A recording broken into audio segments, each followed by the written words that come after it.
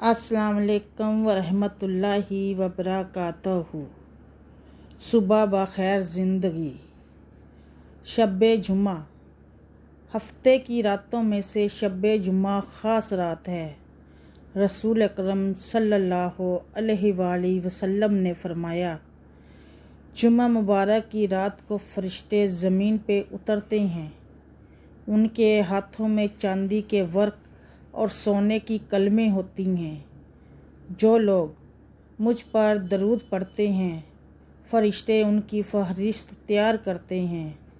अल्लाह ताला आपको और मुझे रसूल अकरम सल्लल्लाहु अलैहि वसल्लम पर ज़्यादा से ज़्यादा दरूद पाक पढ़ने और भेजने की तौफीक अता फरमाए।